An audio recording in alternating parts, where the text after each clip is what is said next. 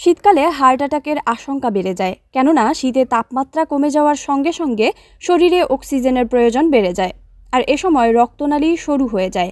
সরু রক্তনালী দিয়ে হৃদযন্ত্রে কম পরিমাণ অক্সিজেন পৌঁছায়, এতেই হার্ট অ্যাটাকের আশঙ্কা বেড়ে যায়। শীতকালে সুস্থ থাকতে জীবনযাপনে অনিয়ম না করে নিয়ন্ত্রিত জীবনযাপন করতে হবে, মানতে হবে কিছু নিয়ম। পাশাপাশি কিছু লক্ষণ দেখলে সচেতন হতে হবে। সকালে ঘুম থেকে উঠেই অত্যাধিক ক্লান্ত অনুভব করলে সচেতন হন। সারা রাত পর্যাপ্ত ঘুমিয়েও ক্লান্ত হয়ে পড়া স্বাভাবিক বিষয় নয়। শীতকালে বারবার কফি পানও ডেকে আনতে পারে বিপদ। রক্তচাপের সমস্যা থাকলে দিনে 2 বারের বেশি কফি পান না করা ভালো। হার্ট অ্যাটাকের আরও একটি লক্ষণ হলো সকালের দিকে বুকে হালকা অস্বস্তি অনুভব। বুকে ব্যথা কিংবা হালকা চাপ অনুভূত হলে এড়িয়ে যাবেন না, চিকিৎসকের পরামর্শ নিন। মাথা ঘোরা অত্যন্ত সাধারণ একটি সমস্যা, তবে শীতকালে সকালের দিকে মাথা ঘোরার সমস্যাকে একটু বাড়তি গুরুত্ব দেওয়া জরুরি। এড়িয়ে গেলে বিপদ হতে পারে। সুস্থ থাকতে শীতে নিয়মিত শরীরচর্চা, যোগব্যায়াম করুন, এতে শরীরের রোগ প্রতিরোধ ক্ষমতা বাড়বে।